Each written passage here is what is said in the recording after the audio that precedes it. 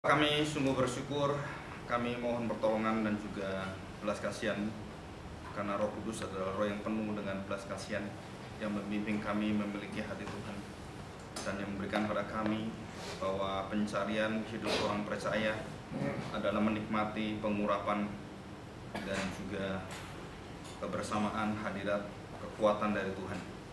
Dan di sana Tuhan dalam setiap langkah kehidupan kami, dalam setiap kejadian peristiwa, kami percaya bahwa Engkau menyediakan bagi kami, bahkan sampai detail-detail yang tidak pernah kami pikirkan. Engkau menyediakan kami untuk menyempurnakan seluruh kehidupan kami, baik kasih kami, iman kami.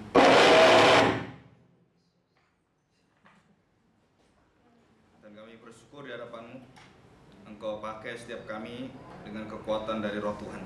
Karena kami percaya bahwa setiap hamba-hamba-Mu, baik nabi-nabi, baik rasul-rasul, ataupun orang-orang percaya, tidak mungkin kami melayani tanpa kuasa Roh-Mu. Terima kasih Tuhan. Kami serahkan dan seluruh hadirat-Mu hadir di tempat ini dan menguasai hati dan seluruh hidup kami. Di dalam nama Tuhan Yesus kami serahkan doa kami. Amin. Bisa ya. Jadi disemprot dulu ya. Terlalu ini. Nomor 3 ya. Jangan keras-keras, kecilin sedikit lagi, karena kadang-kadang suara saya keras. Ya, oke, terima kasih. Ya, kita lihat di makalah itu tentang hari ini tentang pengurapan ya. Di halaman, saya nggak tahu itu, 16 ya.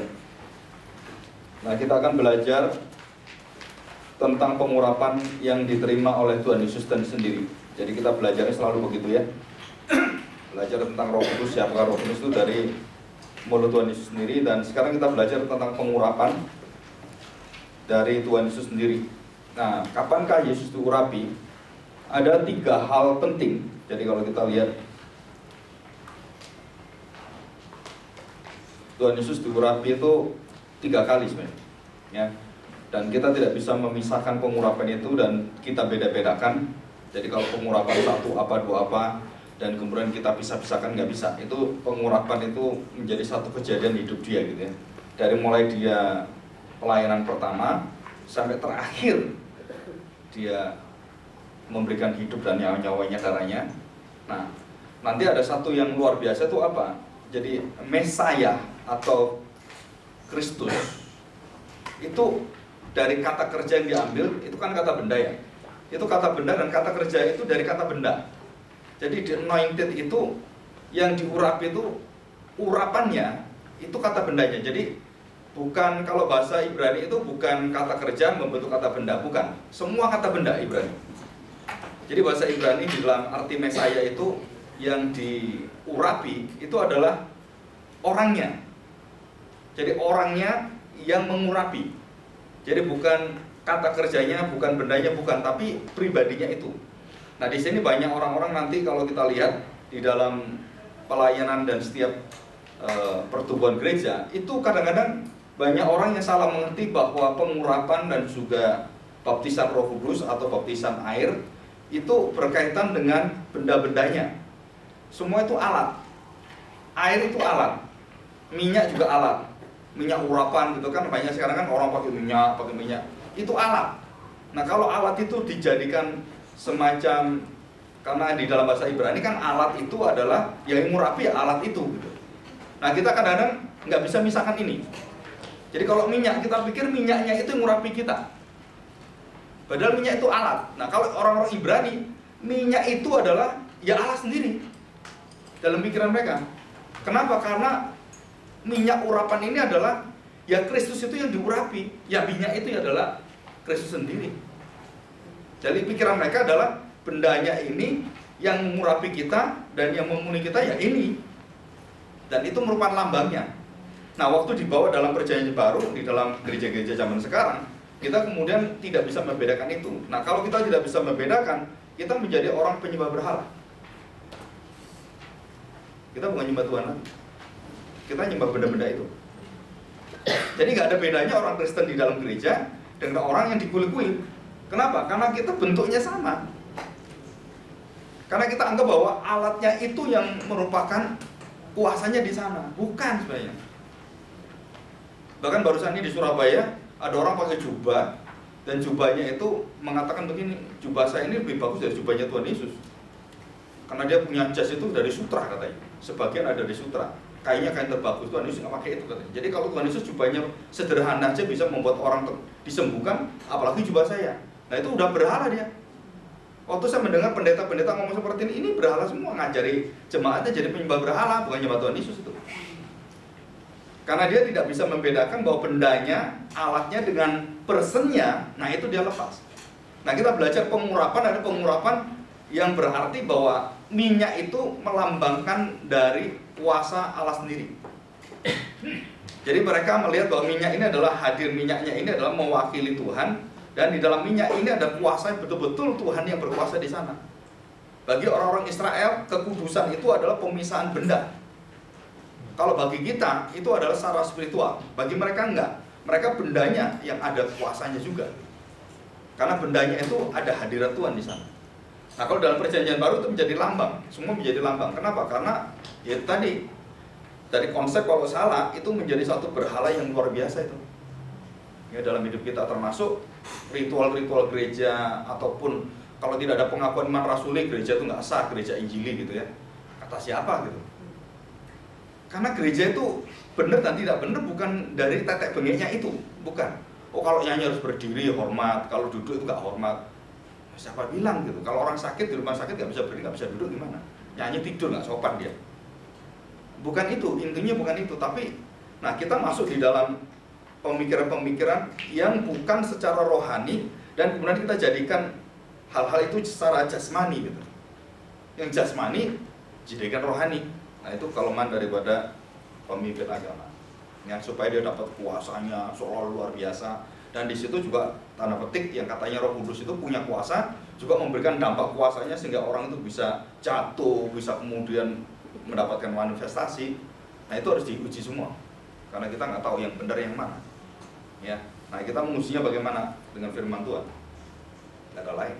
Bukan pengalaman saya, bukan pengalaman kamu. Apa yang dikatakan firman Tuhan? Nah kita selidiki.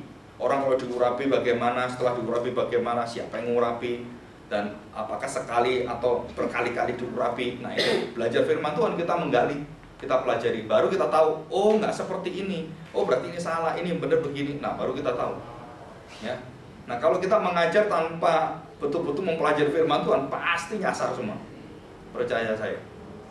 Saya ngajar, ya kan? Nggak ngerti firman Tuhan itu saya ngajar, ambil aja ayat ini, ngomong-ngobrol, terus ngajar orang begini-begini.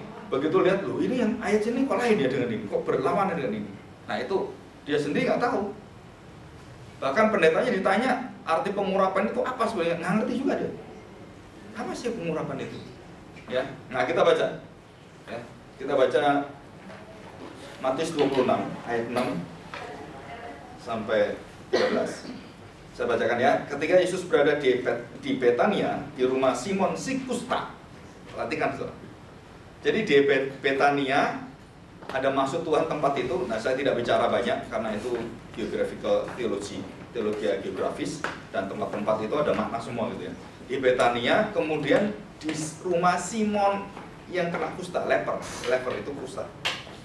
Nah, saudara bayangkan ini orang yang najis, yang tidak mungkin kenajisan itu bisa ada tempat untuk pengurapan.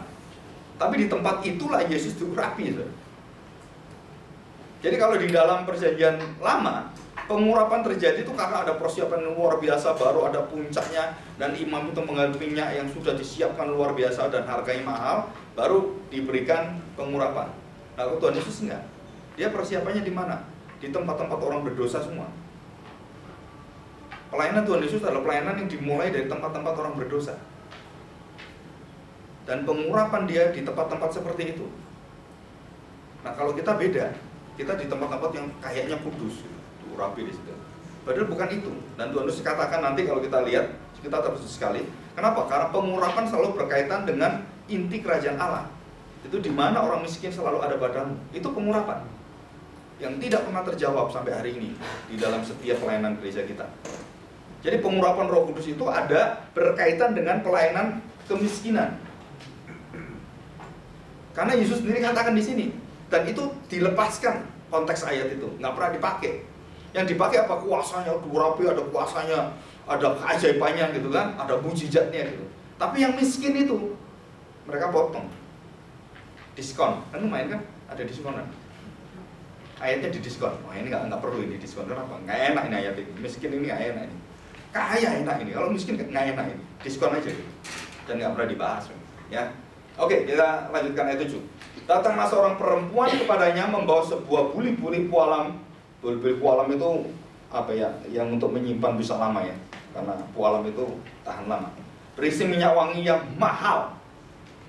Kenapa toh mahal? Saudara, itu harganya 1 tahun orang bekerja.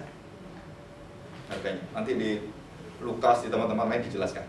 Jadi minyak itu harganya 1 buli itu dia nyimpen, beli atau bagaimana, apakah berapa ini ya, berapa mili dulu dia beli itu sampai itu betul-betul penuh bulinya, dan dia nyimpen seumur hidupnya.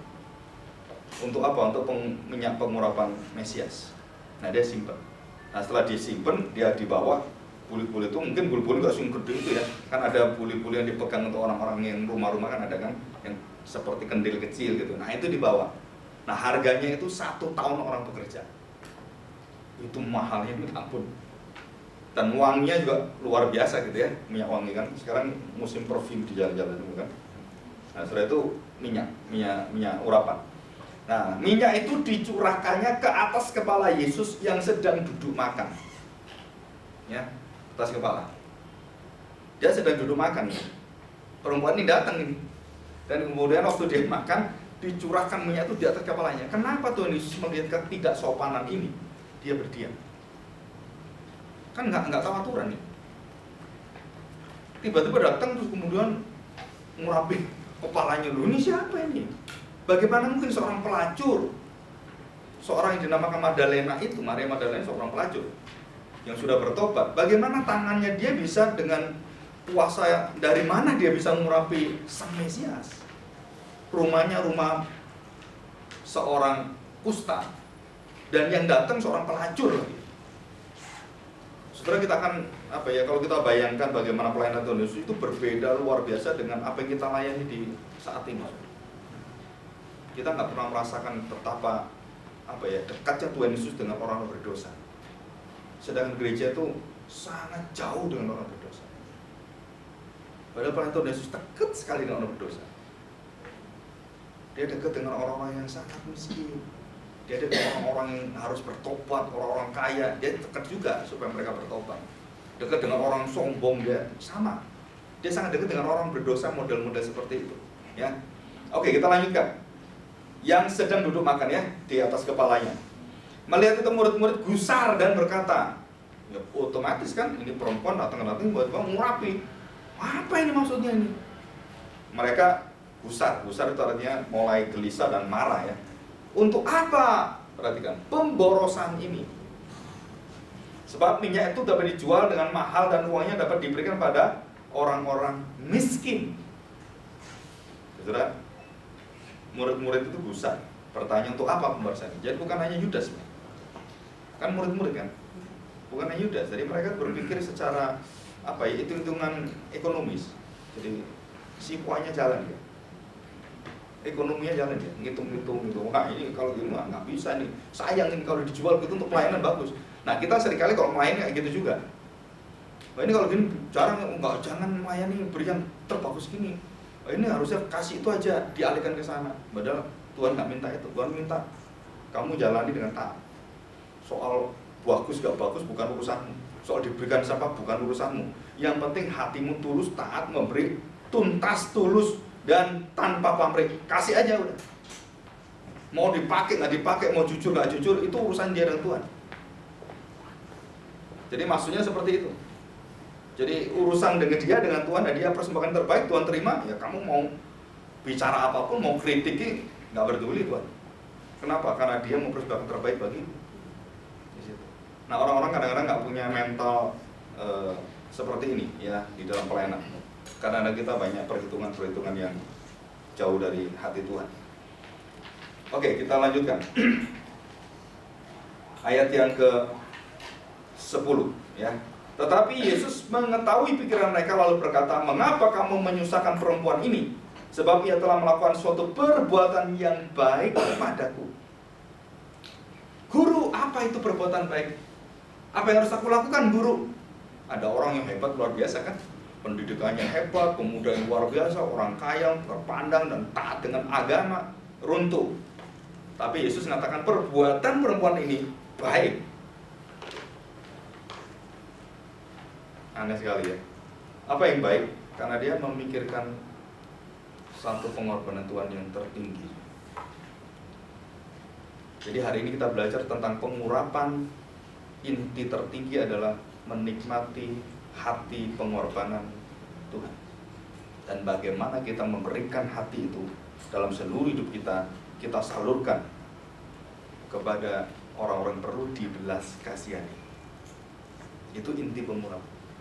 Jadi pengurapan bukan cuma kita bisa ada kuasanya, kita bukan. Pengurapan adalah membimbing kita mencari orang-orang yang dibelas kasihan oleh Tuhan. Itu arti tujuan yang tertinggi, yang termulia dari pengurapan.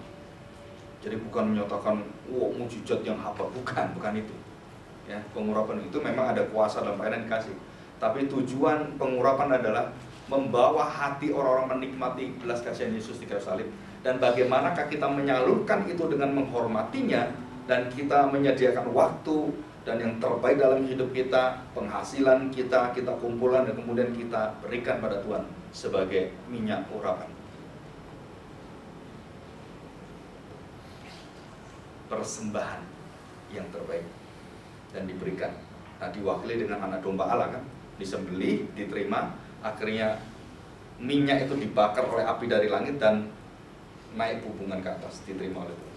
Nah, itu arti kata pengurapan dasar yang paling utama, ya. Oke, saya lanjutkan. Nah, saudara, Tuhan Yesus berkata, dia tahu perbuatan itu ya. 11, karena orang-orang miskin selalu ada padamu, tetapi aku tidak selalu bersama-sama kamu. Saudara, ada paralel antara hadirnya Tuhan dengan hadirnya seluruh orang perlu dibelas kasihani, termasuk orang miskin di sana. Jadi artinya begini, Tuhan Yesus mengatakan aku tidak selalu bersama dengan kamu, tetapi kemiskinan orang-orang perlu dibelas kasihani selalu ada padamu. Artinya apa? Kalau kamu ingin tahu aku, lakukan itu untuk aku. Persis seperti Mother Teresa. Waktu dia menolong orang-orang lepra, dia melihat Yesus di wajah mereka. Nah, itu arti ayat ini. Waktu saya melayani kamu, saya melihat wajah Yesus di muka kamu. Waktu saya berdoa di rumah sakit, mendoakan orang sakit, dan kemudian mendoakan mereka, saya melihat belas kasihan Yesus ada di dalam hati. Nah, itu. Ya. Kita lanjutkan. 12. Sebab dengan mencurahkan minyak itu ke tubuhku, ia membuat suatu persiapan untuk penguburanku. Aku berkata kepadamu, sesungguhnya di mana saja Injil ini diberitakan di seluruh dunia, apa yang dilakukannya perempuan ini akan disebut juga untuk mengingat dia. Nah, hari ini kita belajar tentang pengurapan. Jadi yang pertama, Tuhan Yesus mendapatkan pengurapan, yaitu minyak yang ditaruh di kepala. Nah, dalam bahasa Perjanjian Lama itu artinya disemir, tahu disemir ya. Jadi kalau sepatu kita disemir, rambut kita disemir gitu kan. Nah kalau raja-raja dulu sebelum dia melakukan ritual ataupun dilantik, mereka harus diminyaki kepalanya. Jadi Daud itu sebelum dilantik jadi raja, dia diminyaki kepala, dan minyak itu minyak yang mahal sekali. Jadi kayak itu ya, kayak orang-orang yang Itali gitu, yang maco-maco itu kan diminyaki kan. Nah kayak gitu. Jadi diminyaki mukanya itu, dari rambutnya semua, dan kemudian baru diurapi. Itu ada istilah diurapi adalah sama dengan diminyaki atau disemir dalam Perjanjian Lama. Jadi disemir, ya disemir. Dan supaya apa? Supaya hidupmu bukan lagi hatimu yang berkuasa, tapi minyak itu mewakili daripada Roh Kudus akan memimpin kamu seluruh hidupmu, khususnya untuk pelayanan yang Tuhan pimpin. Ya, oke, kita lanjutkan. Surah ini yang pertama ya, minyak yang pertama. Jadi minyak itu mahal sekali dan harganya juga sangat mahal. Saya tidak cerita tentang Yudas ya. Yudas kemudian marah dia ya, marah, dan dia mencari kesempatan untuk membunuh Tuhan Yesus. Ya, membunuh Tuhan Yesus. Nah, di sini Yudas melawan minyak urapan. Jadi minyak urapan itu atau pengurapan itu selalu ada pertentangan yang luar biasa, yaitu anti Kristus. Pekerjaan yang melawan Kristus. Nanti kita buka dalam 1 Yohanes nanti ya. Saya lanjutkan dulu. Oke, yang kedua, air mata. Lukas 7:38. Kita buka Lukas. Ada yang menduga bahwa ini wanita yang sama. Lukas 7. Tafsiran ada ini ya. Yesus diurapi oleh perempuan berdosa. Perhatikan ya. 36. Seorang Farisi mengundang Yesus datang makan di rumahnya. Tadi Simon si kusta. Ini orang Farisi. Jadi Simon, nah mungkin dia orang Farisi. Kenapa kena kusta? Betul ya? Dan orang kusta itu nggak boleh jadi imam, nggak mungkin. Nah, ada orang-orang liberal mengatakan bahwa ini sama sebenarnya. Maria yang sama, semua sama. Nah, yang orang-orang yang seperti kita percaya yang betul-betul mengerti firman Tuhan dan mereka betul mencintai Tuhan, ini adalah dua peristiwa yang berbeda. Dan tempatnya berbeda, orangnya mungkin sama. Dan banyak yang katakan sama, Maria Magdalena. Kenapa berbeda? Nah, waktunya awal dan waktu akhir, ada yang mengatakan demikian. Tapi kita percaya bahwa ini peristiwa berbeda, rumahnya beda. Karena satunya Farisi, satu si Simon lepra, gitu ya. Nah, Tuhan Yesus duduk makan di rumahnya. Yesus datang ke rumah orang Farisi itu lalu duduk makan kan, 37. Di kota itu ada seorang perempuan yang terkenal. Tadi nggak dikatakan terkenal. Ini terkenal sebagai orang berdosa, pesundal, pelacur yang dikenal di mana-mana. Ketika perempuan itu mendengar bahwa Yesus sedang makan di rumah orang Farisi itu, datanglah ia membawa sebuah buli-buli pola berisi minyak wangi sambil menangis. Nah, di sana tidak dikatakan perempuan itu menangis tadi. Nah, ini menangis. Nah, sambil menangis, ia pergi berdiri di belakang Yesus dekat kakinya, lalu membasahi kakinya dengan air matanya dan menyekanya dengan rambutnya. Kemudian ia menciumi kakinya dan baru meminyakinya dengan minyak wangi. Nah, tadi di kepala kan, ini di kaki. Apakah dua peristiwa bisa sama? Bisa. Jadi dari kepala harus kaki bisa. Tapi dikatakan berbeda. Tafsirannya berbeda gitu ya. Nah, perhatikan. Yang pertama kita lihat bahwa kalau dalam Matius yang ditonjolkan minyaknya dan air matanya nggak ada, nggak dituliskan. Tapi di Lukas, air mata perempuan itu nilainya penting sekali. Jadi begini, saudara. Kenapa Tuhan Yesus mau diurapi dengan tangisan yang betul-betul pertobatan, bukan palsu. Air mata itu dia mengalir dari kedalaman hati, dari jiwa yang sudah diubahkan, dan penyesalan hidup yang sungguh-sungguh itulah yang mengurapi kaki Tuhan Yesus, bukan kepala. Kaki. Dikatakan kaki bukan kepala. Minyak tadi kepala, dan kemudian kaki juga. Tapi air mata kaki, bukan kepala. Nah, saudara tahu bahwa apa yang disebut sebagai air mata di dalam ritual agama orang-orang Yahudi adalah sesuatu lambang kesungguhan dan betul-betul perubahan hidup yang tuntas total. Jadi pengurapan itu menunjukkan bahwa Yesus akan mengubahkan orang-orang yang akan memiliki air mata seperti perempuan ini. Lambangnya. Jadi pengurapan itu membawa apa? Orang-orang dibelas kasihan Tuhan, dan orang-orang itu akan dirubahkan memiliki kekuatan air mata yang sama seperti perempuan itu.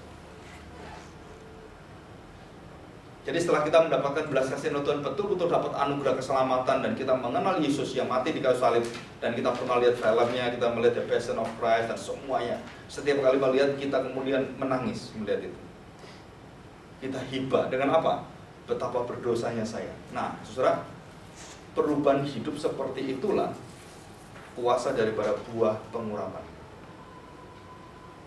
Jadi pengurapan itu pasti akan membuahkan suatu pekerjaan Roh Kudus yang hebat, yaitu membuat air mata kita itu turun. Dan air mata itulah yang mengurapi kaki Tuhan Yesus. Artinya, Yesus melayani dengan kaki yang akan hancur itu. Itu melayani setiap air mata yang sudah benar-benar mengerti hati Tuhan yang baik. Yang itu. Jadi dua, satu minyak, satu air mata. Ya. Terus yang ketiga, Pak, yang ketiga mana? Nggak dituliskan. Pak, yang ketiga mana? Yesus diurapi. Diurapi oleh apa? Yesus diurapi oleh Roh Kudus sendiri. waktu dia dibaptiskan itu adalah pengurapan. Jadi Yesus dibaptis itu inaugurasi, artinya bahwa dia diberikan hak sebagai seorang imam dan akan menjalani seluruh hidupnya sampai di kayu salib. Jadi waktu Yesus dibaptiskan, dia betul-betul tahu bahwa baptisan dia adalah baptisan yang tuntas sampai dia mati di kayu salib. Tugas dia adalah memberitakan firman Tuhan dan mempersembahkan hidupnya sampai mati di kayu salib. Baru setelah itu apa? Kerajaannya akan berdiri. Jadi suara kenabian, suara keimaman, baru suara kerajaan. Nah, saudara, urutan ini di gereja banyak orang tidak tahu. Gereja, dasar utama gereja adalah pemberitaan firman Tuhan. Kalau ada orang-orang yang sungguh-sungguh sudah mendengar firman Tuhan dan ikut berkumpul dengan kita, maka disitulah kita belajar keimaman. Apa artinya? Saya akan menerima dosamu dan aku menerima sampai 70 kali 7. Nah, itu keimaman. Itu pengurapan. Jadi saya diurapi, Yesus diurapi untuk menjalani dengan tuntas sampai di kayu salib. Jadi minyak pengurapan adalah menandakan bahwa kita sudah menerima baptisan Roh Kudus dan baptisan pertobatan. Jadi minyak urapan bukan untuk puasa cuman hal-hal tertentu gitu ya. Itu ada lagi nanti pengurapan. Di dalam perjanjian baru tidak pernah ada pengurapan yang seperti perjanjian lama. Tidak ada satupun. Seperti raja diurapi, nggak ada. Nggak ada. Doa ambil minyak, betul. Bukan pengurapan, bukan alat pengurapan. Itu diolesi. Tapi orang sekali anggap, oh itu pengurapan. Bukan, konteksnya bukan. Itu bukan pengurapan. Itu adalah hal-hal yang biasa yang diurapi, perutnya dikasih minyak. Kalau orang sakit bawa minyak itu bukan pengurapan. Tapi banyak orang mengatakan itu pengurapan. Bukan pengurapan itu. Itu sesuatu yang natural yang dibawa oleh, kalau orang sakit ke bawah itu adalah sesuatu natural, dan di dalam natural itu kita berdoa supaya kuasa Tuhan betul-betul membuat orang beriman itu mengerti hati Tuhan. Di situ. Jadi bukan seperti yang kayak raja diurapi, bukan. Dan banyak orang menyatakan bahwa itu adalah sama dengan perjanjian lama atau sama dengan pengurapan-pengurapan yang seperti itu. Arti yang kekudusan menjadi memiliki kekuatan kekuasaan, bukan. Di dalam perjanjian baru tidak ada satu praktek pun dari rasul-rasul yang membuat ritual pengurapan. Kenapa? Karena mereka tahu sadar betul pengurapan hanya terjadi satu kali. Hanya satu kali. Hanya satu kali. Terjadi satu kali. Jadi waktu Tuhan Yesus memberikan pada pengurapan kepada kita, pengurapan melalui apa? Roh Kudus. Jadi pengurapan Tuhan Yesus melalui Roh Kudus. Yesus diurapi oleh Roh Kudus sendiri, dan kemudian dengan air mata dan dengan minyak itu. Jadi menunjukkan akan satu proses yang lengkap. Jadi mulai dari bagaimanakah orang-orang yang di dalam kemiskinan luar biasa, di dalam dosa yang tidak pernah bisa ditolong, dan kemudian diubahkan. Di situ ada kuasa Roh Kudus.